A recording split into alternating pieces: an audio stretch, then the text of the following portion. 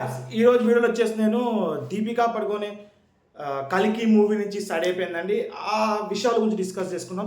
వీడియోలోకి వెళ్ళే ముందు మన ఛానల్ కొత్తగా చూసేవాళ్ళు కదా సబ్స్క్రైబ్ చేసుకోండి అబ్బా.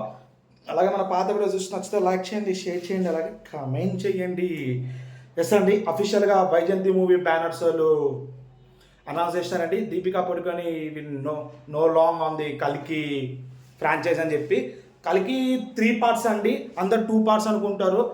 కల్కి సెకండ్ పార్ట్ వచ్చిన కొంచెం టైం, అంటే కొంచెం మేబీ కొంచెం టైం పడుతుంది. టైం తర్వాత కల్కి 3 అనేది రిలీజ్ చేస్తారు. మేబీ అన్ని ఇప్పుడు కల్కి 2లో ఉన్న అన్ని క్యారెక్టర్స్ కల్కి 3లో ఉండకపోవచ్చేమో, కానీ కల్కి 3 అయితే పక్కా ఉందండి. వాళ్ళైతే అఫీషియల్గా అనౌన్స్ చేస్తున్నారు కల్కి ఫ్రాంచైజ్లో దీపికా పడుకొని ఇంకా లేదు. వీళ్ళు కంగ్రాచులేషన్ ఫర్ హర్ ఫ్యూచర్ అని చెప్పి అన్నారు. ప్లస్ అట్లాగే హిందీ న్యూస్ ఛానల్స్ కూడా చాలా మంది అఫీషియల్గా డిక్లేర్ చేసేసినారండి Deepika Padukone is no long continuing in కల్కి మూవీ అని చెప్పి. ఎందుకంటే తన చేసిన యొక్క డిమాండ్స్ అలా ఉన్నాయంట అండి. ఎందుకంటే కల్కి 1 మీకు తెలిసిందే, బ్లాక్ బస్టర్ హిట్, ప్రతి ఒక్కరు తెలిసిందే. కల్కి 1 ఏ రేంజ్లో హిట్ అనేది కొట్టిందని. మేబీ తను అనుకుని ఉండొచ్చు, నేను డిమాండ్ చేసినా నన్ను ఉంచుకుంటారు మూవీ యూనివర్స్, ఎంత డిమాండ్ చేసినా అంత ఉంచుకుంటారు. ఎందుకంటే కల్కి 1 అంత హిట్ అయింది. ప్లస్ దాంట్లో దీపికా పడుకొని పాత్ర మీకు తెలిసిందే ఎంత ఉందో. అదంతా థింక్ చేసుకుని పక్కా నేను ఎంత డిమాండ్ చేసినా అంత నన్ను ఉంచుతారు అన్న పాయింట్ ఆఫ్ వ్యూలో ఆలోచించినట్టుంది. ఇక ఏం చేయాలో చేసేసి ఇక డైరెక్ట్ తీసేసినారు మన వైజయంతి మూవీ బ్యానర్స్ వాళ్ళు. ఇక మీకు తెలిసింది, ఒకప్పుడు సందీప్ రెడ్డి వంగ మీద కాంట్రవర్సీస్ వచ్చినాయి.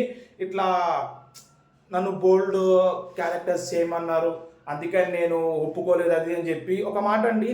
దీపికా పడుకొని ముందు నుంచి దీపికా పడుకొని మూవీస్ చూస్తున్నారు, ప్రతి ఒక్కరు తెలుసు ఆమె చేసే క్యారెక్టర్ ఎలాంటిదో, ఆమె దేనికి ఫేమస్.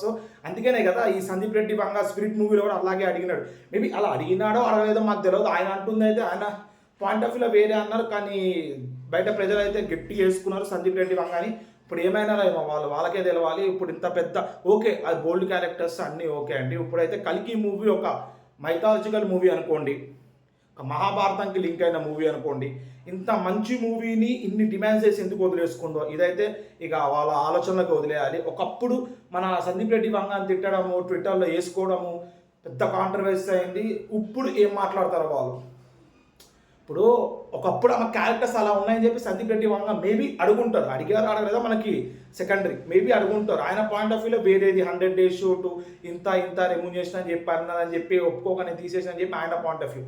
తర్వాత చాలామంది అన్నారండి తమ తల్లి అవుతుంది అది ఇది అని చెప్పి. మేబీ అయ్యి ఉండొచ్చు, ఆమె డిమాండ్ ఎలా చేసినా మాకు తెలియదు. ఓకే, అదంతా ఒక పాయింట్ ఆఫ్ వ్యూ పక్కన పెట్టుకుంటే కల్కి మూవీ ఒక మైథాలజికల్ మూవీ తెలిసిందే. ఈ మూవీ ఎందుకు వైజయంతి మూవీ మేకర్స్ అంత ఈజీగా ఎవరిని వదులుకోరండి.